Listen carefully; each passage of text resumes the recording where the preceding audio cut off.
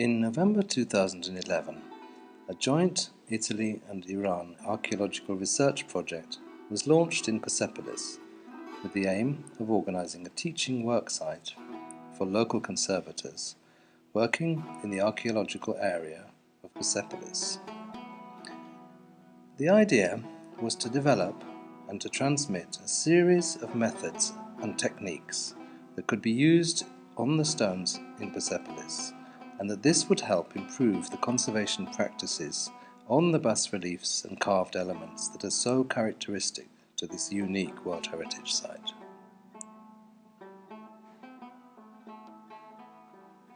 The course was run by Marisa Tabasso, Paolo Pastorello and Carla Gianturco, and was attended by members of the Pars Pasargad Research Foundation under the direction of Hassan Rahsaz.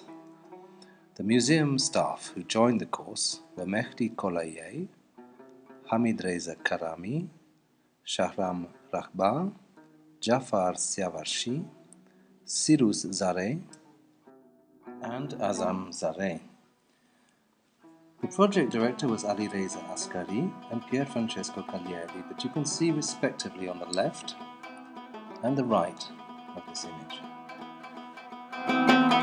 There were practical and theoretical sessions that were mainly carried out at the beginning of the course, while we were waiting for the materials to arrive from Italy. So, in the meantime, the logistics necessary for the implementation of this type of site were set in place. The scaffoldings that would give us access to the upper parts of the buildings and the windows of the Hadish Palace. This type of site preparation is particularly important when setting up a conservation program that has specific technical needs. And in doing this, we were able to provide a model for the participants to follow as they planned future operations of this type.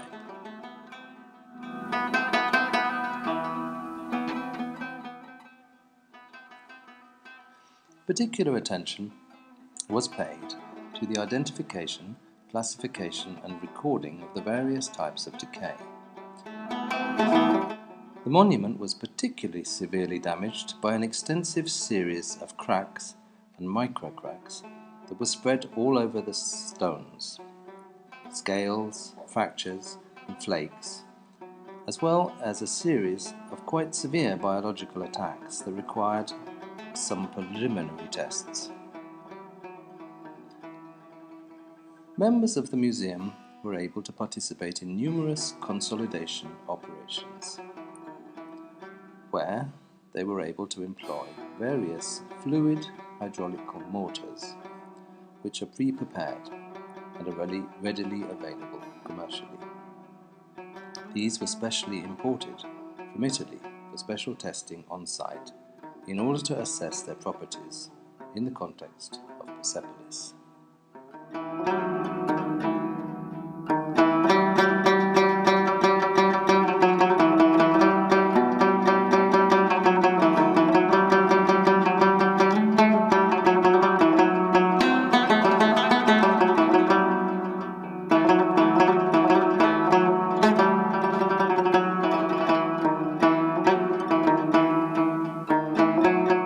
Tests were made concerning mortars that would be used for pointing and filling, as well as materials that could be used for the re-adhering of detached fragments. In particular, materials with high adhesive properties were prepared in Italy by Tecno Edile Toscana, as well as fluid hydraulic mortars with a low salt content, and pointing mortars that, due to their high porosity, would allow the mortars to breathe and would not create a vapour.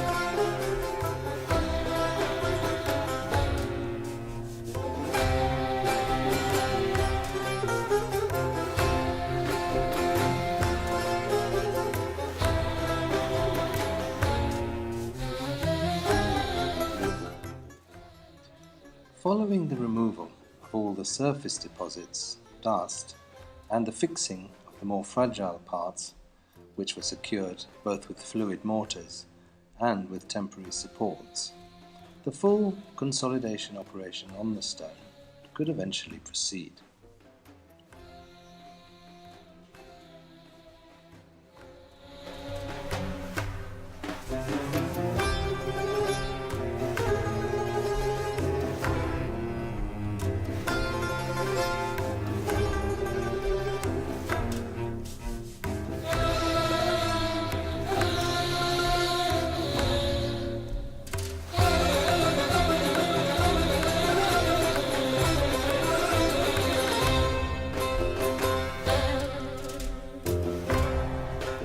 The fluid hydraulic mortars that were used during this phase of the work for the consolidation of the stone are composed of particularly finely ground components that allow these grouts to flow easily through scales and cracks to very, very fine.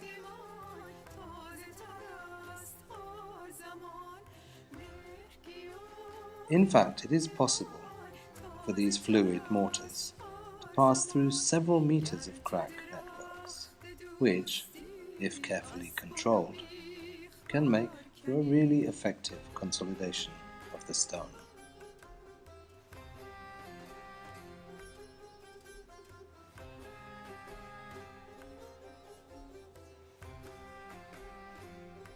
Here we can see a relatively straightforward consolidation operation where several syringe loads of grout are injected into a crack network over a period of a few days.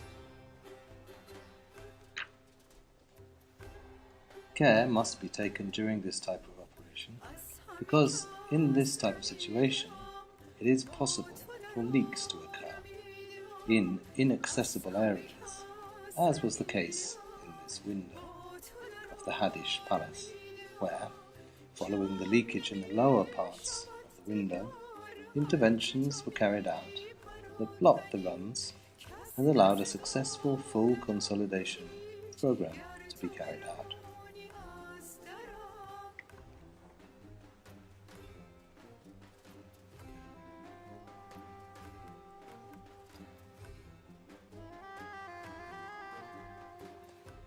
We can see in these images then this operation being carried out.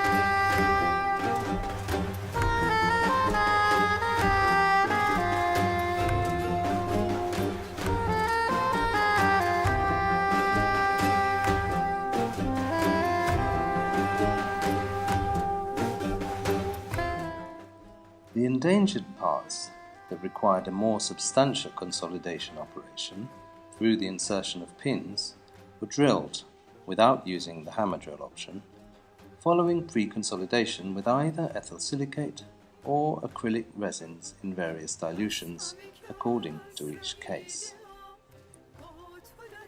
In this case, we can see the treatment of an area subject to very severe exfoliation, in which a series of holes have been drilled at various depths, and through which hydraulic grouts were injected, along with dowels, which enabled the guarantee of a greater level of consolidation in these situations.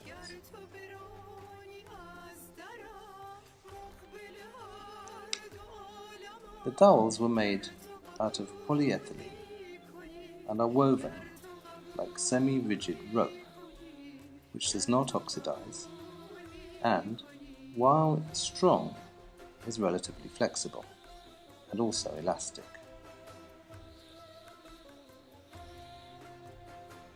The holes that were drilled for these dowels were eventually filled with a mortar.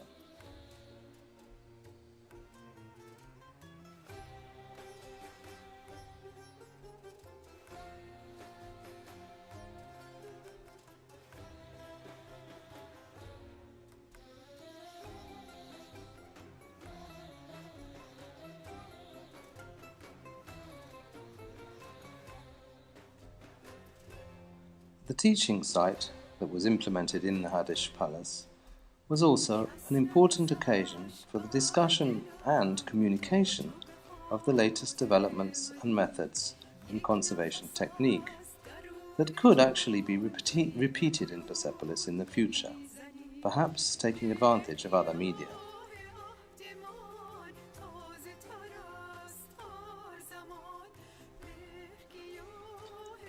There were demonstrations of various techniques and methods that were used during the course.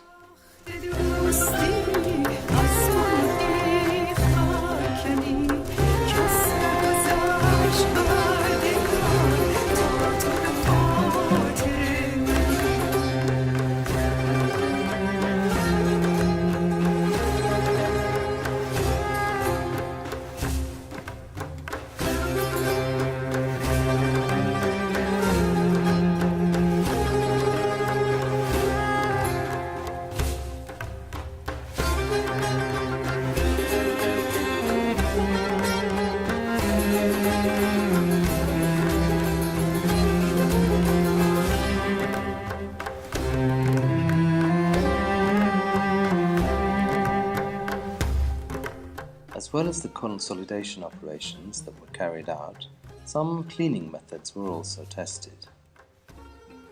This included the air abrasive system, which uses a variety of powders and abrasives. This was used both to remove the compact concretions of atmospheric dust, which is over the white patina that is very common in Persepolis.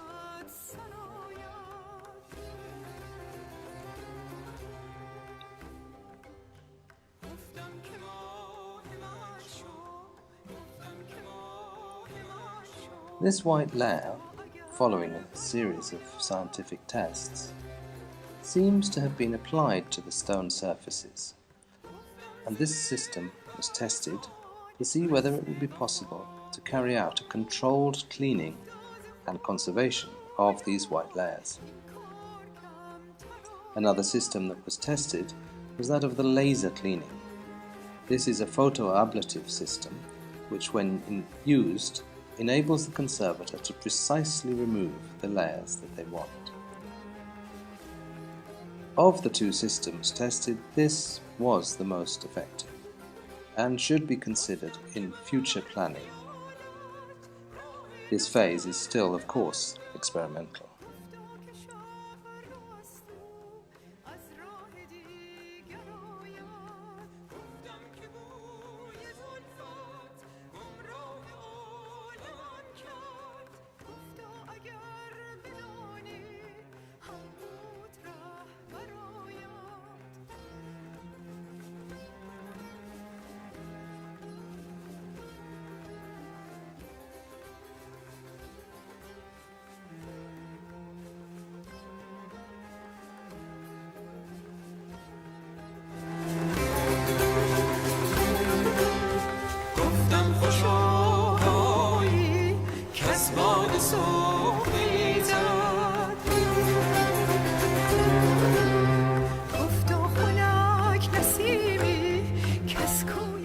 In these images, you can fully appreciate how effective the laser system is in the removal of stains and deposits.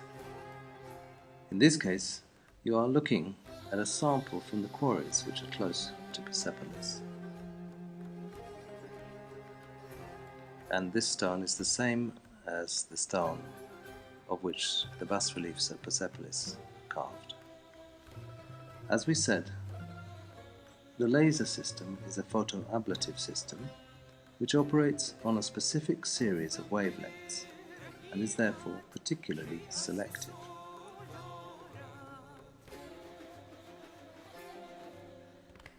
In this highly selective system, it is possible to adjust the number of pulses per second and thus determine the strength of the cleaning that is carried out.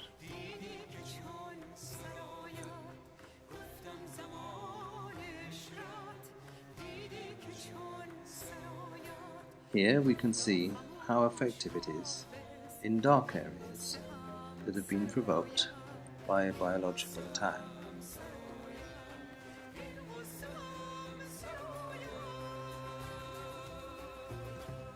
Other activities that were carried out on site to help understand the problems and to prepare a more effective conservation program included digital microscopic examination and the thermal monitoring of the surfaces to see what kind of contrast there might be between the sunlit walls and those in the shade.